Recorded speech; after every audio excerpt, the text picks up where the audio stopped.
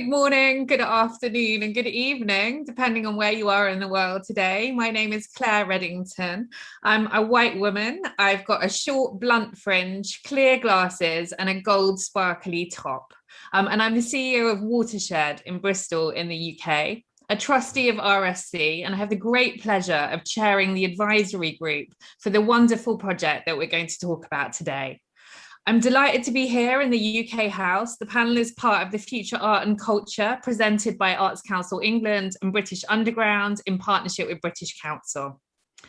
This panel highlights a remarkable collaboration, which was funded by the UK's Industrial Strategy Challenge Fund, Audience of the Future Demonstrator programme. That's a lot of words, which was delivered by UK Research and Innovation. The Demonstrator programme was devised to support the best of UK storytelling to create engaging, immersive experiences. It supported 4 projects, each charged with advancing the state of art and technology, audience experience, and business model for a key sector in the UK's creative industries. So it looked at moving image, visitor experience, sports broadcasting, and live performance, which is, of course, what we're here to talk about today. So the live performance demonstrator was created by a unique team of UK creative industry specialists who brought all of their knowledge together to discover what the next stage of immersive performance would be for audiences around the world. So the programme was led by the Royal Shakespeare Company, with Marshmallow Laser Feast, Manchester International Festival, Philharmonia Orchestra, Punchdrunk, and also De Montfort University, Epic Games, i2 Media, Intel, Magic Leap, Nesta, Phi Centre, University of Portsmouth, and The Space. That's a pretty awesome collaboration. So together they've combined their knowledge and their expertise in theatre, performance, music industry, video production, gaming, and the research sector to shape how audiences will experience live performance now and in the future. The demonstrator was a set of experimental projects, one of which was Dream, and I hope you've all had a chance to enter the breathtaking forest. And today we're going to hear about Dream and also about the work that Punchdrunk did as part of the demonstrator. So that's the context, the background. I'm going to introduce my panel. So we've got Robin McNicholas, who's the creative director of Marshmallow Laser Feast, who delivered the 2 a.m. slot of Dream this morning. So we're going to be very kind to him. We've got Luke Ritchie, who's head of innovation and partnerships at the Philharmonia Orchestra, and Alex Rowse, who's senior producer at Punchdrunk in Richmond. And these are the creatives from the demonstrator. We also have 2 of the amazing advisors to the project who are generously calling in from the US, where it's very early in the morning, probably not a time normal people would want to be using their brains. So we're going to be very kind to them as well. We've got Diana Williams, a producer and innovator whose career has revolved around reinventing the way stories are told, and meriko borogove, a technologist, researcher, and teacher who's been at the heart of designing many of the technologies we all use today to make media arts. Panel, I'm delighted to have you. We're going to hear more from you after we've gone individually for some presentations about the projects, thoughts and ideas. We'll then have a chat together and then we'll go over to you, the audience, for your questions. It is going to be a bit of a whirlwind as we've got a lot of amazing people and quite a short amount of time, but I'll do my best to keep everyone to time. So we're going to hand straight over to Robin to enter the magical world of Dream. Thank you, Claire. I'm Robin, director at Marshmallow Laser Feast. I'm a white male with long hair and a bit of a beard and moustache, wearing a hoodie. I'm thrilled to be able to speak about a project that has occupied my life during the pandemic and beforehand. It, as Claire mentioned, is the coming together of many disciplines, lots of experts from all kinds of fields relating to arts and culture, from a research element to immersive tech, which is what Marshmallow Laser Feast brings. The story world that we've created is effectively, it has the DNA of A Midsummer Night's Dream. And I worked very closely with head of literary at the Royal Shakespeare Company, Pippa Hill.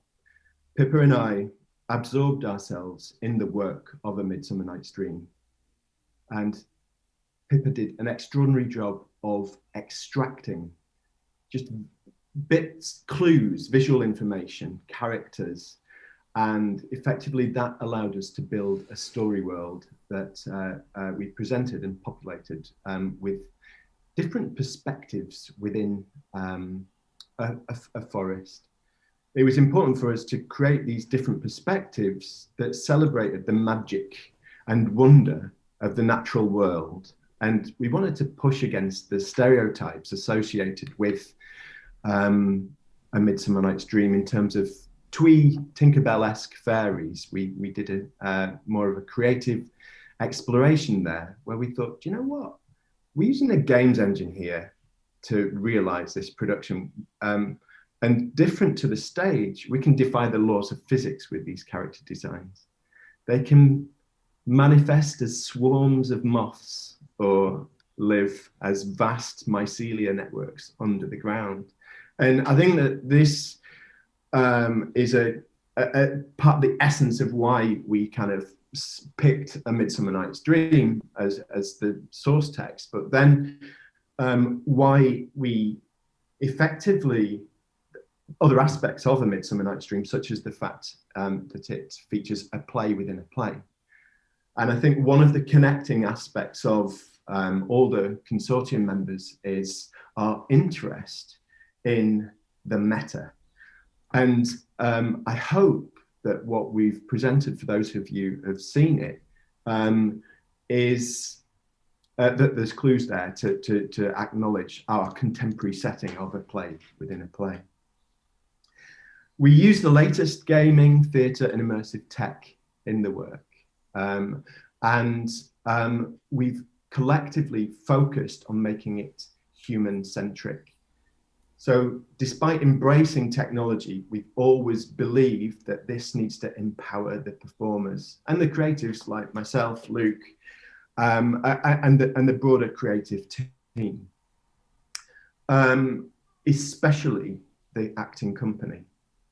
And what you see using real-time motion capture at its core is a story world that comes to life by the actor's movement.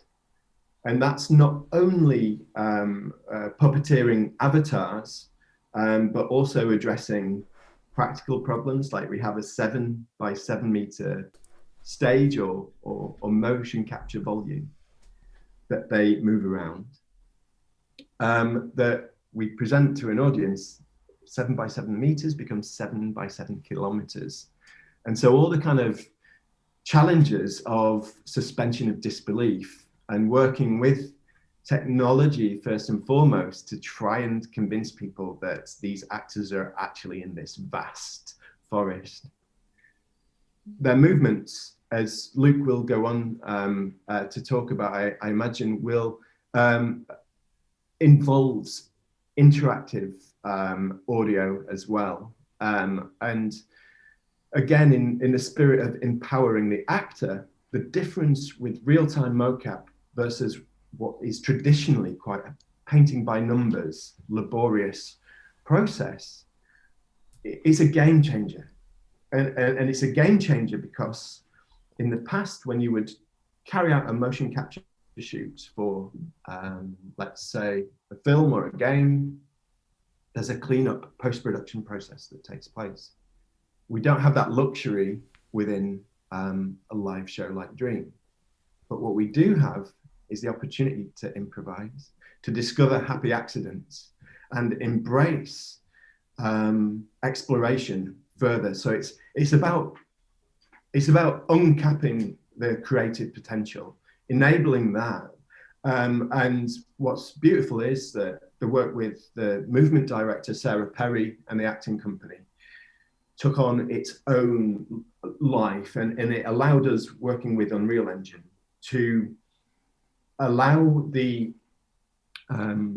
performers to contribute in that creative process, as opposed to just turning up in a mocap suit and walking from A to B.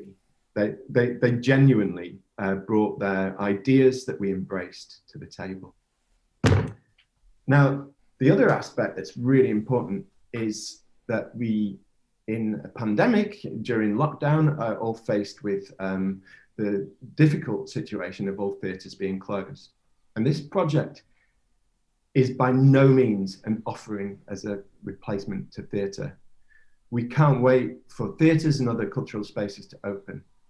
And what we wanted to do was just make sure that we could harness the sense of the live, some of the beautiful aspects of what theatre going is like, and recognize that we can invite audiences in. And so what we realized was this is really quite fascinating because we can add extra levels of engagement involving interactivity. And with that interactivity, what you see within Dream is hopefully the beginnings. This whole project as an R&D project is an offering to say, let's make a stepping stone and inspire other creatives from all different walks of life.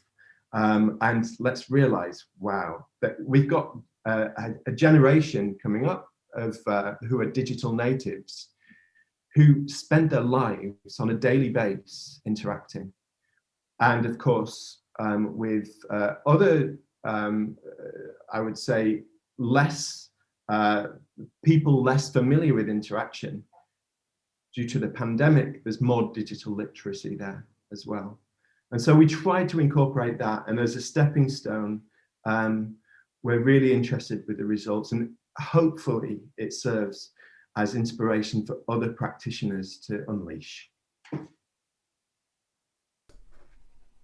Robin, thank you very much. Perfectly to time, and just setting the scene for us so beautifully about the potential and the reality of the research project that you've undertaken. We're going to go over to Luke now, who's going to talk about the making of the sound world for Dream. Great, thank you. Yeah, my name's Luke and I'm Head of Innovation and Partnerships at the Philharmonia Orchestra. And I'm a white man in my 40s with short hair and a slightly bigger, messier beard. This has been an amazing project, and the show Dream, in a way, actually only shows part of a huge amount of research and development that happened across the consortium. From our perspective, I think it's probably helpful just to explain like what we wanted to bring to the project and why we wanted to be part of Dream. The Philharmonia have made a lot of immersive experiences for over 10 years, starting with big projection-based experiences. And then moving into virtual reality, and then into spatial audio and augmented and mixed reality, and now into the games engine. But actually, conceptually, it's really been very simple. What we're trying to do is we're basically trying to take the audience and put them inside the orchestra, wrap the orchestra around them, and also just make the orchestra visible. I think that the orchestra is actually invisible to a lot of people, or they find it inaccessible. They think it's not for them. They don't know what the rules are. And I think like Robin said, we can't wait for the concert halls to open, but actually they are a barrier for a lot of people. If they're not invisible, a lot of people don't know when to clap. They don't know what to wear. And I think all of those barriers are a challenge. And so the reason we do a lot of these digital projects is actually to either take an audience member and let them walk through the orchestra at their own pace, enjoy it in a way that they want, and to pick up the orchestra and take it somewhere unexpected, whether it's in a big building or in a VR headset, or now plonking them in a games engine with this big collaborative experience. So we really wanted to reach new audiences, and it's been such a genuinely collaborative process. It's been fantastic. But I think going back to the conceptual work we've done, actually, it's always been very simple. In a way, it's been quite a traditional broadcast model. All of our immersive pieces, ultimately, we're showing what the orchestra does. The audience comes and watches, and we try and break those barriers down. But ultimately, it's usually been quite a passive experience.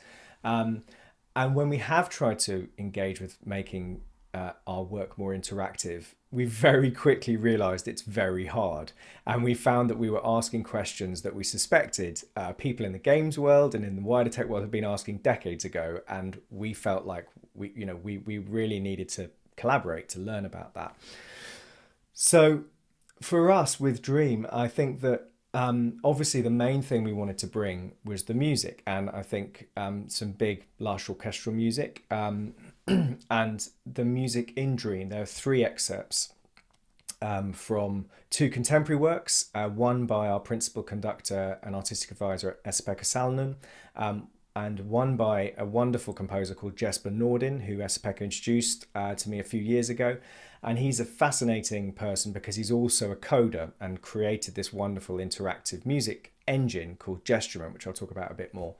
But then we also wanted some unapologetically lush, beautiful revel as the finale.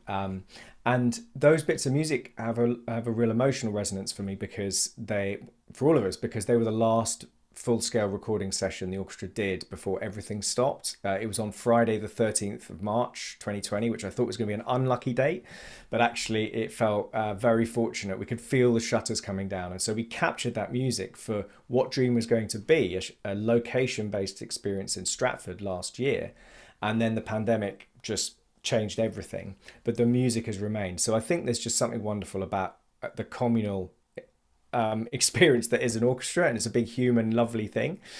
But then of course we're adding score, but for us the process was so interesting, and it was a collaborative process, all of us learning each other's processes, because we weren't making music for a finished film in post-production where everything's locked, and we weren't applying sounds to a live theatrical piece. We were working inside a games engine, and so for that we really needed to reach out to people with much wider expertise for us. And a key person in the audio music team was Anastasia Devana, who was audio director on the project, who was in that post in Magic Leap and has been absolutely fantastic in having an overview of not just the music but all of the sound, and building an entire sound world that is built within the forest of Dream, so that when you walk towards a brook or you walk towards a tree, or these beautiful characters, the sprites, when they make a footstep or a leaf falls off them, those sounds needed to be created dynamically in the games engine. So for us it was a huge challenge technically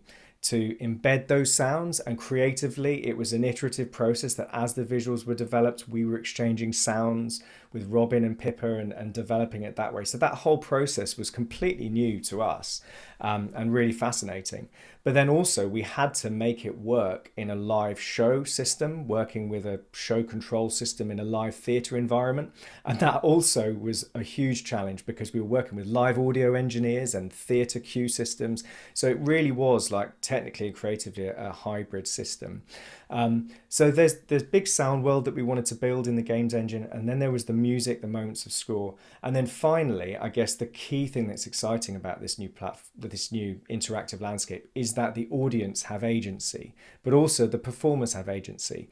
So this wonderful tool Gesturement that Jesper Norden has created, essentially it allows anyone, either with hand movement or gesture on touch, to play along to a piece of music and be in tune and in time to that piece of music. So it's incredibly democratizing way to allow performers and audience members to perform musically.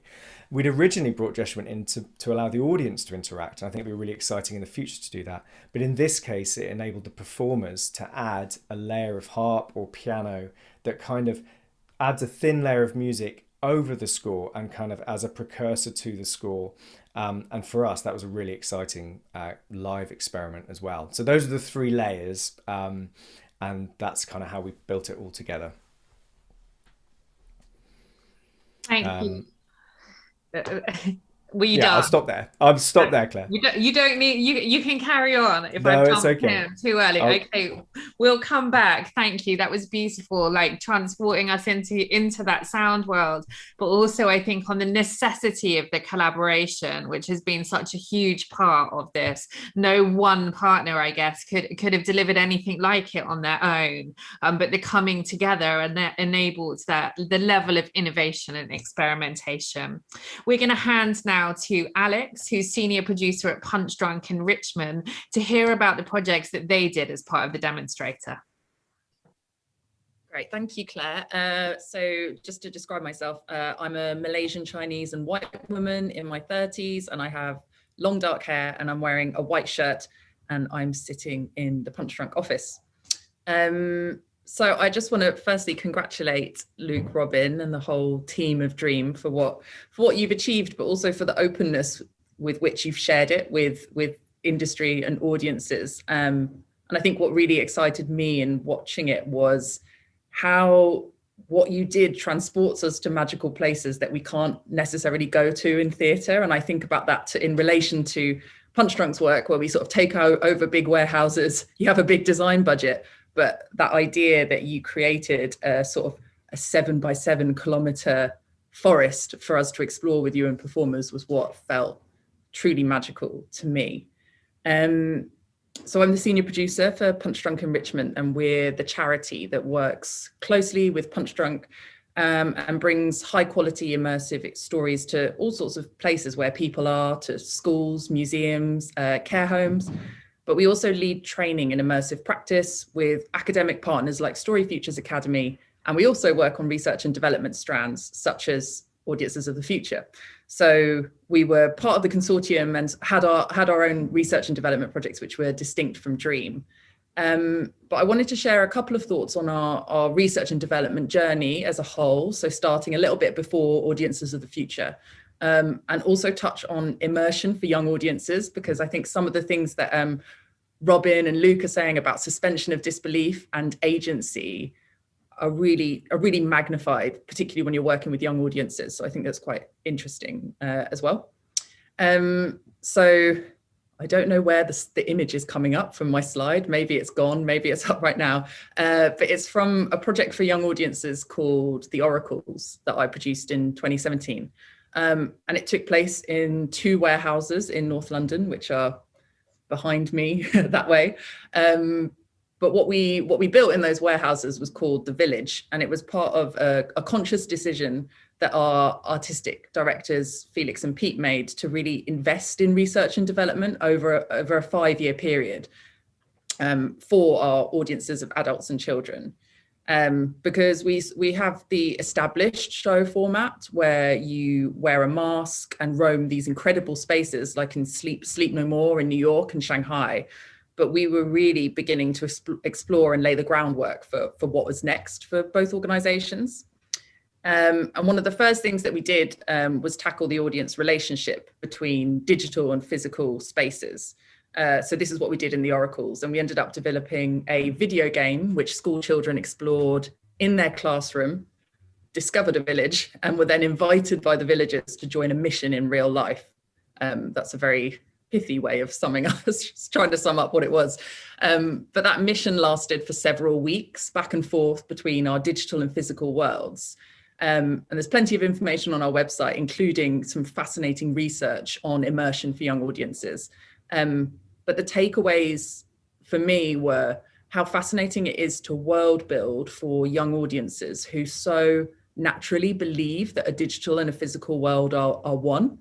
And they can be sort of taught a rule in a game that they then naturally play out in the physical world with very little prompting. And it bled into everyday life too, which is what is super immersive or totally immersive to me. And our researcher, Dr. Angela Culver, observed children picking leaves after school from bushes and stuffing them in their pockets in order to earn more time in the game. So I sort of reflect that young people are so much more willing and able to suspend disbelief than us adults, but they also have no preconceptions about what theatre is or should be. And what they were experiencing was very much part of their world. So screens, games, classrooms, school trips. And another layer, I think, is that none of these young people had bought a ticket to a show. We brought it to them in much the same way that Dream is sort of going into schools or going into people's homes, but we brought it to people where they were, and it was played as real. The young people also had considerable agency to affect the narrative, so they were an essential protagonist within that, that made it sort of all the more immersive. And it was, totally a joy to see how audiences reacted to that, but there were definitely gaps in the experience, all kinds of bits of tech that weren't working that we had to cover up with performance. But it was really the sort of first step for us in that kind of cross-platform experience in that way. So Audiences of the Future and the Innovate funding that we received was the focus of sort of 2019 to 2021 after the Oracle's research and development. And this is more geared towards adults. So how can we suspend disbelief? How can we give more agency? And how can we really center the audience member in the story? And our focus was the things that we believe are core to immersion, to losing yourself within an experience, which are high fidelity immersive sound and personalized interactive experiences. And I think you see those themes in Dream too. It's definitely what this consortium is interested in and trying to push. So one of our projects was we worked with Luke and the Philharmonia Orchestra to record an opera, Bartók's Bluebeard's Castle, in a totally new way for us, certainly. So recording the orchestra in sections so that we had the pure strands of the piece that were then remixed in our vast, dark warehouse space. And it resulted in a 360 audio experience for an audience to explore. So we kind of thought about it that the sound was the protagonist and the person exploring was kind of like the mixer, tuning into different elements, following their chosen sound or the strand of the piece that they wanted to hear. So if they wanted to follow the oboe that was sort of dancing off to the other side of the space. And I think that's definitely one of the things that is the power of this consortium, because we could have never have done that by ourselves without the expertise of Luke and the Philharmonia and the willingness to do something so ambitious. So it was a great collaboration. And the other strand that we looked at, which we're still looking at now, led by my colleague Rowse, was trackable people and trackable objects. So looking at how technology can enable automated, personalized experiences. And that's a kind of extension of what we began to do in the Oracles, where we worked with creative technologists to build bespoke smart objects that were sort of trying to talk to the game when they were being moved or manipulated in the physical world. So this next stage of R&D in Audiences of the Future is about robustness, reliability, and the accessibility of the price point of the technology as well, because you can create something amazing, but if you want to scale that up for hundreds of audience members at a time, it needs to be affordable. So that work and those ideas have been a real build over a 5-year period. And I think that you'll really see that in Punchdrunk and Punchdrunk Enrichment's future projects. And I really reflect on how, in order to innovate these new forms using technology, especially as a theatre company, you have to do these experiments.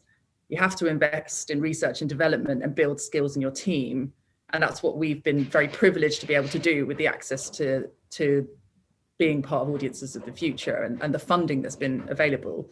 And I think, the pressure for the creative organizations is the risk. It's very vulnerable when your reputation is often based on your last show or the last thing you put on stage, the last review you got, and that pressure to sell tickets as well.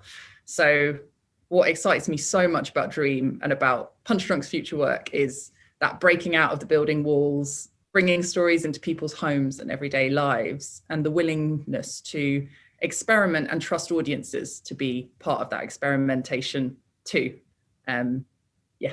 That's me. Great, thank you so much, Alex. And we'll come back to those themes of affordability and personalization as we chat. We're going to hear now from Diana, who we've had the great joy of having on the advisory group for this project. Diana has recently set up a company, Kinetic Energy Entertainment, thinking about how we move audiences into new forms of storytelling. And that's really a lot of the input that Diana has given the project. So we're going to hand over to Diana to hear a bit more about how she's been thinking about audiences in relation to this project. Thank you. So I'm Diana, as mentioned. I'm African American with glasses, blue hair, and a striped top. I've as we've seen, not only from what's gone on in 2020, but before that, there's been a movement of a democratization of how we are experiencing story. Story is a gateway, and story is supposed to, what story does is to allow us to get information, to be entertained, and to connect. And in the past, a lot of the distribution has been, an exhibition has set up friction points to kind of keep audiences from coming together, to keep audiences from enjoying something, whether we're talking paywalls or we're talking that it's only in one place, only in one night, only on one type of platform. But what's gone on, and what I think has been done so beautifully with Dream, is that idea of how are we bringing the audience in? How do we want them to engage with this story that we want to tell, and what will they walk away with into their lives? I think what's been so amazing with what the Royal Shakespeare Company has wanted to achieve, and why I was thrilled to be brought into this by Sarah Ellis and yourself, Claire, that idea of Shakespeare's for everyone. The stories are timeless. They have an emotional core that will remain relevant no matter what happens throughout the world. But you still always want people to enjoy and to come back to. And I think what has been done so wonderfully on Dream, between the collaboration of what Robin does with the technology, and Robin is always still thinking of the person with the tech. It's not the tech above the person, so it is the person with the tech, and how the tech can bring that person in and help them to live and breathe the story. What Luke and the Philharmonia has done in terms of using music to help tell the story, to have it reverberate through our bodies no matter how we're engaging with the story. And then having the actors through Punchdrunk, having them also be able to embody the story. We're all asking just for those access points for the audience to come in, as well as that idea of you come in this store, enjoy this story in this way, and hopefully you'll continue down that hallway to find the story elsewhere. So it's always about bringing people back to the original text at some point. That's what's been so beautiful about the different expressions of Shakespeare throughout all types of media, throughout different types of creators. And it's a really important part of what my company is doing, and that we're always looking for these types of collaborations that, as Sarah said beautifully, that I love to steal, is collaborations allow you to push towards the edges. Because when you do stick to what you stay in your comfort zone and you're just right here. And yet, the more people that come in who are like-minded and who believe in story in the way that you do, and believe in the audience believing in the story, you push out towards the edges, and that's where you find these beautiful discoveries. A piece of music that you didn't think could be added into this, or a piece of tech that you thought would never have the heart that it does have, and how it worked out. So it's I think what Dream is going to prove out is that it is not, as Robin did say beautifully, this is not about replacing theater. There is no replacement for theater, but this is a yes and. This is just another way in which to enjoy the story. Thank you, Diana, so much.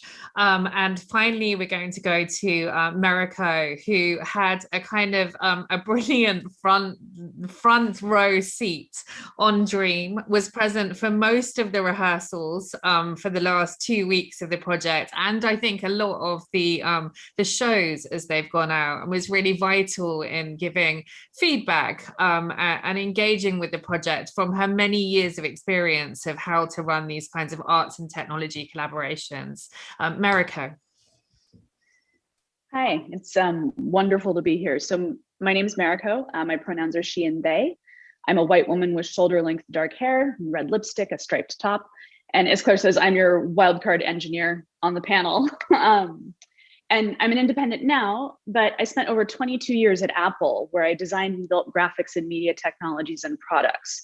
Things like QuickTime and the first iPhone, the live streaming technology that all of this is built on, the iPhone cameras and AR. But I also spent my whole life as a theater nerd and as a gamer. So you can see why I'm like extremely chuffed to be surrounded by this whole crew. I'm a big fan of all of your work, and I think the collaboration that you produce is really generous. It's been a big honor to be backstage with Dream. I was lucky enough to spend some time with Robin and Pippa during ideation, and then I sort of went away during most of the building over those 4 months and came back in the last 2 weeks. And I want to talk a little bit about how in my design and engineering practice, there's some concepts that move into this space as well, right? I learned that in my practice that fiction is the first prototype in engineering. And I also learned that there's really deep power in the moment when technology starts to catch up with imagination. Really, it's like there's a golden hour where you start shipping prototype as product, or, you know, in this case, a production. And that's when you really make great new things that have a sort of step function change. And it's really clear to me that live and immersive theater are critical to the invention of the next generation of user interface. You've heard everyone talk about agency. You've heard them talk about interaction. It's also clear to me that the currently emerging technology, especially the sort of way that it's getting into everyone's hands, will really power the next wave of live theater. And as everyone says, I don't think there's a replacement. Diana's statement that this is yes and is spot on. But all of it is centering agency and equity and inclusion, and we have an opportunity to use this technology to make these places and spaces more accessible. And so I feel like Dream is really special in this space, right? Both as a prototype demonstrator, but also as a full production. Because this is that time where we get to learn, right? We learn in the making of something, we learn in the performing of something, and in that conversation with our audiences or our customers or the people who use our products. And like to talk a little bit about that in these last 2 weeks, I might get in a little bit of trouble for this, but I'll start with the observation that everybody's talking about the collaboration, but the many groups and disciplines that came together to make Dream, they make each other really uncomfortable on a good day, right? They have different stresses, they have different jargon and languages that they use in making their work. They have different priorities at the same times in a schedule that are pretty different. And, you know, I'm not talking about the pressure of a very fast deadline in a demonstrator project or the pandemic that we're living under right now. And so that's a lot of differences to get through, but there's also things that theater and technology practitioners have in common, right? We excel under non-hierarchical leadership. And I think we've had some brilliant instances of that, recognizing Sarah Ellis on this front. We also embrace new ways of working and being experimental. And so over the last couple of weeks, I watched the Dream folks do all of that from half a world away, mostly over Zoom, which is interesting. I attended the technical stream test. So if you're in a gaming environment, you could think of that as a level playthrough test. In media, that's like their stream and your load test. And in theater, like that's a full technical run through. I also got to attend more classic open rehearsals where, you know, actors and a camera person or a motion director or a writer might be workshopping segments over and over inside this emerging world that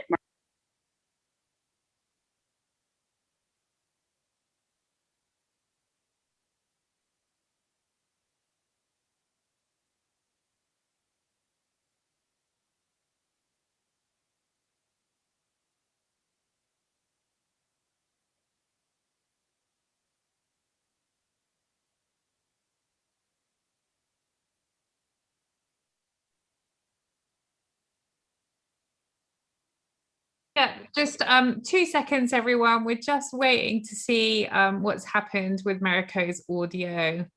It's maybe it's having a tiny nap wherever she. Am I back? I feel like I might be back. You are back. Great. And you were so in it as well. Carry on. All right. So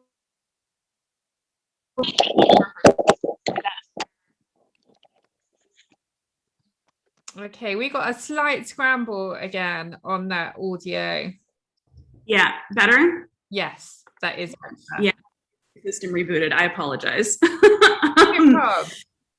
So right, you were workshopping these segments. And so I'd write notes, and I'm in California, so I'm offset time-wise, and I'd send them off usually after folks in Britain had gone to bed. And then I'd go about my day and wake up early the next day, and I would see the change in what was happening in rehearsal, which was pretty interesting. So I witnessed these changes move from really independent and discrete advances from each of the groups, whether it was a technology advance or a piece of story, to towards the end of the 2 weeks, it was really clear that there was an acceleration of the goodness because the tech and the story and the performance and the camera all started advancing together and finding their own languages. And nobody told me, you could see it in the results. And, I'm hoping Dana and the other folks had the same experience. Some of the actors brought it up in the Q&A a few days ago, and I laughed and thought that was pretty brilliant. And so I think one thing that's interesting here is to acknowledge that it takes a lot of courage to come together and struggle and learn in this time when we're prototyping and when we're learning and everything is unstable and it's brand new. And then to release a prototype and a production into the world, which lets everyone learn from it. So yeah, a lot of respect for the leadership on this, because there was a vision and an intentionality to produce Dream with cutting edge technology, but to build the experience for the widest possible audience. And I think that is where we're going with new user interfaces. I think that's where we're going with some of the yes and around theater. And I'm excited to see what we learn through the rest of the performances. And I'll hand back to you, Claire. Thank you so much. So people who are watching at home, I think we've got people calling in from a lot of different places. I know that we've got a large Japanese audience today. We'd love to hear from you. We'd love to hear from you if you've engaged with any of these projects, if you've got questions. Please use the chat function and they'll be fed through to us and we'll make sure we engage with them. But we're going to have a chat now. I'm going to start asking Diana and Alex about that notion of technologies in everyone's hands that Mariko talked about. And you've both mentioned a little bit about this. I guess the fact that Dream wasn't in VR and was on essentially any internet connected device really surprised people. In fact, most of the press didn't seem to get it into their heads that it wasn't a VR experience before they engaged with it. How important is it to you to think about the audience, where they are, what experience they're bringing, rather than the technology delivery platform? So finding the audiences where they are. Diana and Alex. I mean, obviously it's very important to me because we need audience, and to not consider them just doesn't make sense. This goes back, and that's actually how Sarah and I first met, was the work I was doing on Star Wars with ILM Lab. It's the same. You're considering the audience a bit more, and you are trying to figure out how can they step into your world. That was our thought when we had done Star Wars with the Void, when we had also done back, before I'd left, Vader Immortal on the Quest. That was for home, and that was, both of those were VR.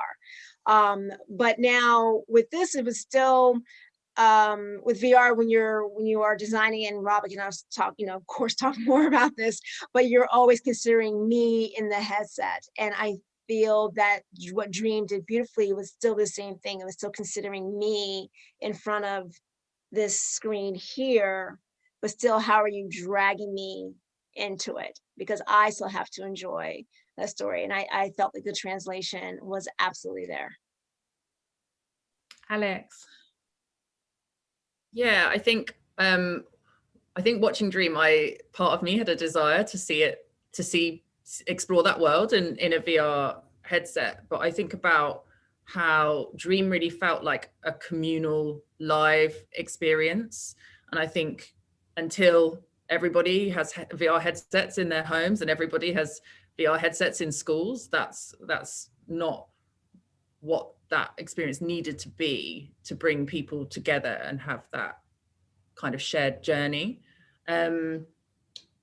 I think also when you think about resource, and I think about, one of the best VR experiences I went to was Robin's and Marshmallow Laser Feast. We live in an ocean of air. I hope I got the name right. It was a couple of years ago, but so incredible. But the resource, the people, the equipment, the small audience numbers in order to be able to deliver that. I think, when you look at Dream, that was really looking at mass communal experience and trying to get that figure of 100,000 people to sort of see it over a period of time. And I think also when I think about access in relation to schools, I know the RSC does a lot of amazing work with schools, and I'm really interested to hear about those schools and teachers who've been bringing Dream into their classroom, especially at this time when you've got young people who've been out of school and away from friends for a long time. What does dream feel like as, yeah, a communal experience that could also then be a jumping off point for those young people's own creativity as well? What we talked a little bit this morning about the beauty of the lobby for the dream experience, and that little number counter that where you see 7,000 other people are in the lobby. It feels like a notion of together, like it's a really simple notion of togetherness, just the smallest touch that makes you feel like I'm in a space experiencing something with others. Alex, yesterday when we were talking, you were also talking, and you mentioned a bit about this, about how people's literacy of other cultural forms like changes how they experience something. So if they're a gamer, they might come to your work in Punchdrunk enrichment with a really different set of literacies and enjoyments. How do you start to understand and sort of design for that? Yes, that's interesting, because I think we're still in a place where the sort of mainstream understanding of experience is very much silos things. So you've got your games press and your theatre press. But I think what we were talking about was when you sort of logged into Dream, the visuals and that lobby and the way that you begin to interact and sort of explore is very much through a language of gaming. And realizing that games are a high art in the same way that theatre is as well. And I think it kind of speaks to some of the things that we've explored in our work, where very early on when Sleep No More went to New York, I think for Felix always tells the story that someone reviewed it as a game rather than a theatre experience, and sort of layered their own points system across it for what journey you choose and what characters you interact with.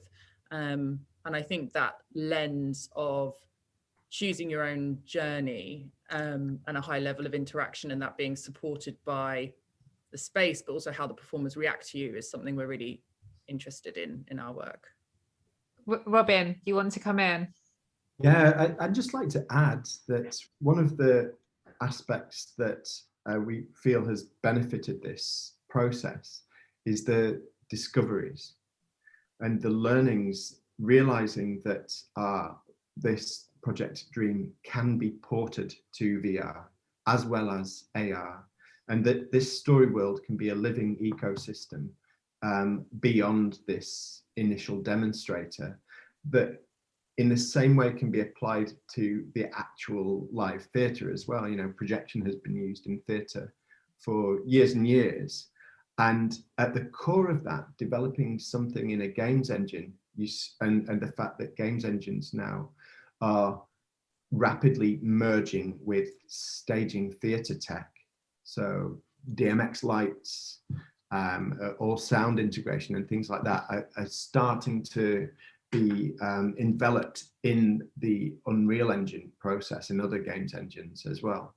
And what that means, it just exposes the convergence. And for us as creatives, we're just like, wow, we can't wait. We can't wait to, I think that the biggest discovery from a creative position is that there is authentic, new explorations for storytelling. Different stories always remain, but the different ways in which audiences engage with them as well as makers produce them is changing, and that is the discovery aspect is huge on this. Great, thank you. Robin, I'm going to stick with you and bring in meriko, if I may, around the technology. So we're talking about the future, but is this future only available if you've got a £15 million research investment from the government? How much are the technologies that went into the demonstrator available, or are they giving us a taste of what we think might come for everyone in the next year or so? Well, I would say this, that at the moment we're working with an an expensive motion capture studio, but you only need look at what are in people's handsets, you know, the iPads and iPhones that are now shipping with LiDAR, and markerless capture, which is effectively, to put it in a simple way, ping pong ball suit, motion capture suits are required at the moment for high-end motion capture. But if you look at what the iPhone can do, for example, with its LiDAR tech, we can do that without those expensive suits, and effectively that is an inspiring aspect and moment of realization where it's like, wow, just as the video, the democratization of video and access to equipment there has happened, who'd have thought that this is now becoming volumetric as well? And so that, in parallel with 3D software and the way in which, you know, if you look at what the metahuman technology that Unreal Engine is providing as well in terms of production values, for anyone that doesn't know, it is worth searching the virtual beings and the fidelity of those virtual beings, and conversations around the uncanny valley are exposed, where it's like, wow, we can as makers, we can now achieve what we see in high-end film and gaming in our homes at relatively inexpensive budgets, and that for me makes me really passionate about trying to make these tools freer and more accessible, but also I'm excited about the different ways in which story and the engagement of cultural work and the role of arts and culture within the effective tech world is, and I think it's hugely important. Thank you, Mariko. I mean, I think Robin's covered a lot of this quite well, but at a mechanical point, the processing power that's in them and the phones and the tablets that people have is capable of doing a lot of this work, and so are the sensors. I think the authoring tools are coming to bear right now, which is really interesting, and are in a very creative space, and looking at how you make art with them so that the barrier to entrance isn't so high from a programming standpoint. But you only have to look as far as playing with a Memoji on an iPhone. There's very much a language where we recognize one another from our movements. So you don't have to recreate exactly every pixel in order to have something that can tell a really incredible story with a lot of fidelity. So if you head over to TikTok, you see a lot of really beautiful fandom that is already making work that is a lot like this, and shipping it forward. So I think we're close. Okay, we've got loads of questions coming in from people, which is great. So I'm going to cut the question that I was going to ask Luke. And I'm in fact going to direct Luke Price's question firstly at you, Luke Ritchie, which is around how, as a collective, do you balance giving audiences agency with the integrity of working with such classical material, be that the kinds of scores that you've talked about or the text of Shakespeare? I think this is always a balance when you're working with artists and you're also thinking about taking the audience off the rails and giving them some real agency. How are you approaching that with your partners, with your performers, with how you're thinking about this work? Yeah, I mean, I think I'll probably focus more on the musical side, and then I think it'd be great to let Robin you jump in as well. But I think, like, from our perspective, we were breaking a lot of taboos, which made me very nervous and still does with a traditional classical audience. Like we were messing with one of the most perfectly orchestrated pieces of music, Daphnis and Chloe, Suite No. 2 by Ravel, and it's just the most beautiful, perfectly orchestrated work. But we needed to be able to loop parts of it and trim parts of it to serve the story and serve the narrative. And so, Esa-Pekka Salonen, our principal conductor and artistic advisor, he was like, he takes a view of like, we can't be precious about this stuff. Like, we have to be able to be genuinely collaborative and experiment, and we have to be able to do that. So that was breaking a taboo. And then also was also adding interactivity using MIDI. I mean, this, you know, in music and adding MIDI driven instruments through gesturing, that was also you know, from a kind of purist perspective of how orchestral music is viewed, these were breaking a lot of taboos, but they're absolutely vital to deal with agency. So, for example, I think what gesturing is so exciting about, and for me, one of the most rewarding bits of the project was watching in on the studio when the actors first kind of turned on gesturing and were all playing different instruments and started to actually perform together as like a musical collective and playing together and improvising musically. And we gave them that agency, and then that changed the shape of what was being developed. And I think what was so, I just feel like everyone on this project has been so genuinely generous and taken real risks.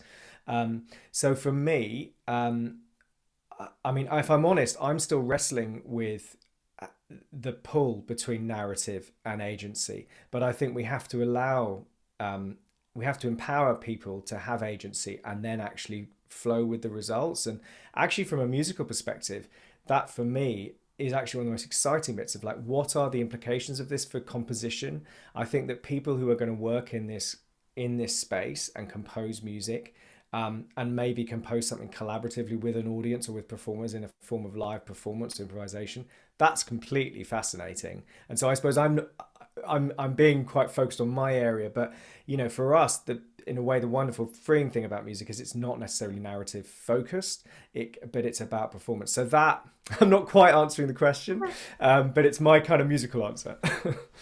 That was perfect. Who else would like to come in on the narrative agency question? I'd love to just mention that, again, going back to discoveries, one of the design challenges was, and thanks to Meriko, Pippa and I had a really important session with Meriko about access and interactivity that I think without it, we would have been still trying to work it out. And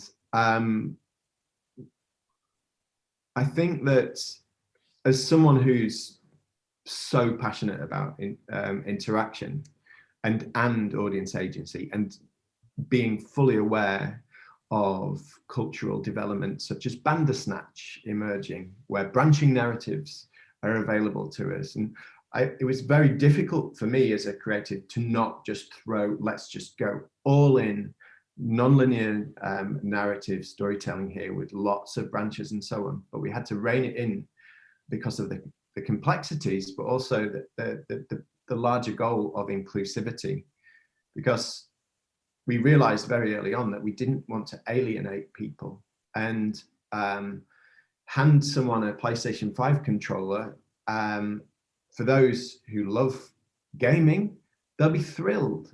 But for those who more traditional theatre goers, let's say, who aren't necessarily interacting in the same way, this can be quite an alienating experience, and it has the quite opposite effect.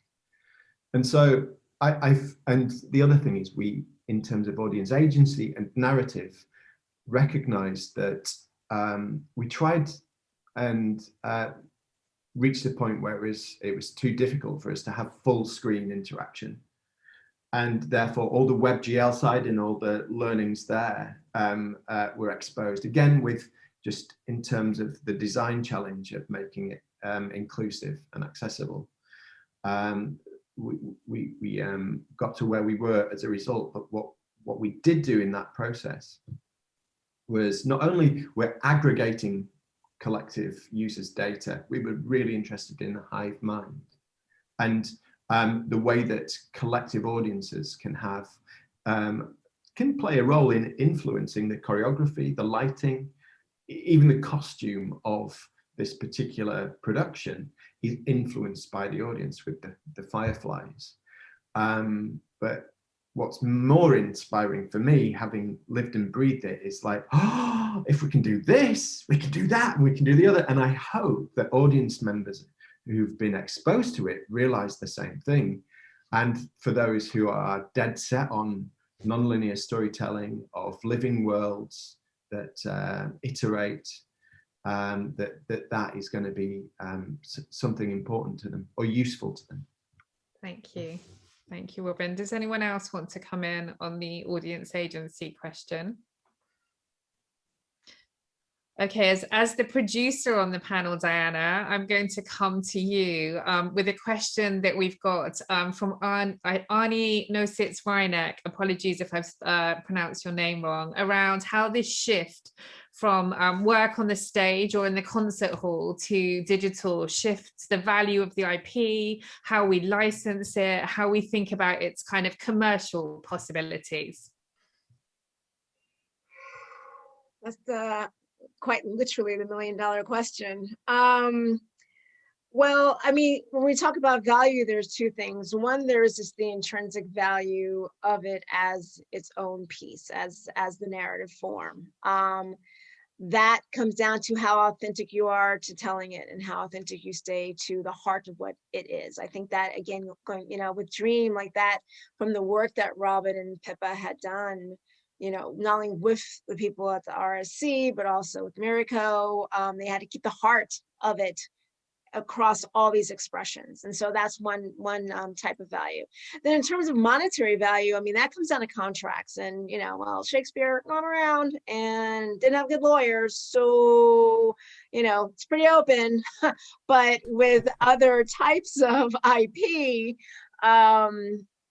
it's messy. You get into copyright laws, or there's a lot of things that we're all trying to figure out. You've got, especially here in the States, we have the issue of, not the issue, but the system that has been set up in which the studios and the streamers, the end distributors take all rights, which does affect how not only the value and the intrinsic value of an IP can work, but also what part of that goes back to the original creator.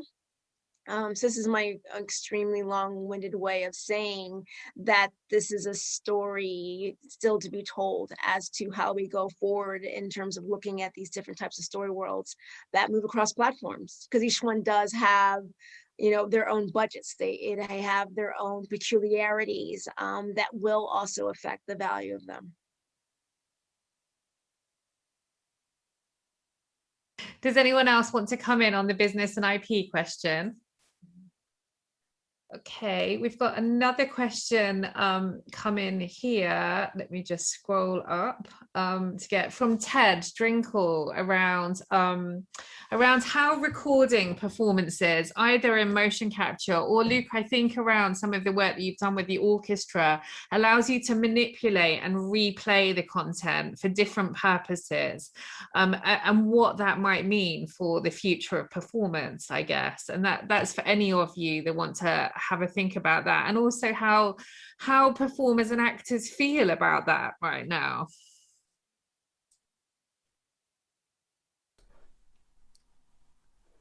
I mean, for me, I think, as I said before, I think in a way, going back to IP, there's actually some freedom in some of this work's out of copyright, so we can take a bit more license than we would. So we're lucky that way. But it's funny, some of the stuff we've done that's been open source or been generous has actually had the biggest reach. So the Philharmonia, like way before I started, I think in 1999, the orchestra did an open source sample library. It recorded every single instrument and every single note and put it online for as a free open source sample library. And that still gets we still get a quarter of our web traffic is people just finding that and saying thank you, because it's one of the only decent open source sample libraries that people are allowed to use. So I think I really get excited about tools like Gestureman, or if we could provide those kind of tools to allow people to collaborate and create music. And again, as we've been speaking about, these people have the processing power in their pockets. It's just actually giving them resources. That's really exciting, and something, yeah, it's one thing I've always wanted to do, is try and recreate that for these environments. I guess partly Ted's question is about liveness, isn't it? And how important was it that it was live? Or could we be playing out this stuff, Robin? How important to you was it that it's live every night? Or could we just have made a great feature film that we played out to people with a bit of interactivity? Yeah, the liveness gives it a unique moment in time for those people that are engaging, but also for the performers as well. And so every showing of Dream is different. And I think that with that, it just exposes how, if you take film and you take the process of film to shoot it, edit it, lock it, distribute it, you know, that's one way, a very good way of telling a story. But I think what we were interested in was like, no, this is using a connected world. Let's allow this story to bend and flex, and let's present ourselves with these challenges that, like, how the storytelling and the writing process becomes very different because of that. And so for us as makers, it's fresh snow. It's like this unexplored, well, I should say it's explored a great deal. And when I was studying CD-ROMs and the internet, that was where things were. I was studying TV and film, but these were emerging. And I think observing that those levels of interaction and realizing where we are now, it is still in its infancy in terms of the depth. And you only need to look at the way in which the human capacity for interaction and multi-screen engagement to realize that the live aspect is huge. You know, sometimes it's in a way like a live football match, but I think it's or a live sports event, but it's different because at the core of it is a story world and narrative structure and process of storytelling that that we feel now more than ever is two-way between the makers and the audience. Thank you. I'm going to close by asking each of you to reflect on a question that we've got from Asako Tamura from Sony, who I know some of you have collaborated with in Japan. And they've asked, what's the most important thing when bringing people with different talents together? For example, bringing together artists, engineers, in thinking about new work. So what's, you know, we're thinking about the conditions for creating collaboration. What's the one thing that each of you think is the most important thing to bring about or to make sure you entertain? And we've got 5 minutes, so that's about a minute each to give me your closing thoughts. We'll begin with Mariko. So, you know, I think for everyone to come from a place of humanity and understanding that most of the time when you're in a collaboration, you have a shared and common goal you're working towards. When you're in that place of struggle, if you can find the ways to remind yourself that you're struggling toward the same thing, it might allow you to step back from the place where you're centering yourself or your perspective or the challenge that you've got, and be able to come to the table and find a common thread and a common place to connect. But I think that's the biggest piece for me. Thank you very much. Luke? I think I've just tried to be open and fearless, and I've tried really hard to be fearless the last few weeks. But you know, I think everyone has been really, in a positive way, I think everyone has been so open and kind of put out there our best hopes of like what we hoped it would be, and kind of it came together. But I think that is something really hard to do, because we all have completely different priorities and working processes and pressures, and then all of the extra pressures. So I think that would be, for me, the thing that you try and hold on to. Thank you. Diana? The ability to, you have to have the time in which to allow everyone, to Luke's point, to find their hope, to discover where their fearlessness is, and then to Mariko's point, for the commonplace. I think what happens is that people rush too quickly into projects that do involve so many different types of disciplines, and everyone has a different challenge. Everybody has a different pain point, production cycle, budgets, everything, and you need to have the time for everybody to throw their everything on the table, and then to sift through, and then you all come to, this is how we're marching together. I understand your pain, I understand what you are awesome at, and this is how we're all marching together. But you have to have the time to get there. Yeah, absolutely. Robin? I would say trust is the biggest aspect within the importance of this. I agree with what everyone said up ahead of this, especially Diana, with regards to time. Time and access is a privilege, and recognizing that. Well, moving on, the trust was the biggest aspect of this, and that is cultivated through, mainly on this journey, the EP group, the producers that cultivated that, created a positive atmosphere, protective force fields, the space for the creative process to take place, and effectively the protective shields for when stuff is this project is very high risk, with extraordinary pressures from funding bodies, from life, COVID. You know, it threw a lot at us, but it was also the thing that because the atmosphere and the culture that was generated was trusting, generous, and effectively quite a loving atmosphere. It meant that we could get busy and throw ourselves at the work. And I think from a creative position, to be able to obsess and live and fall in love with the work, and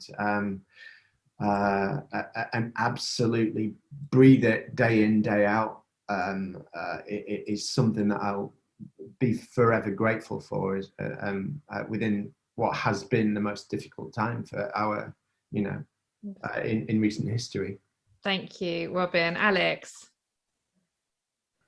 I'm going to be very brief, because I really agree, especially with what Diana was saying about having that moment to chuck everything on the table and find difference, share objectives.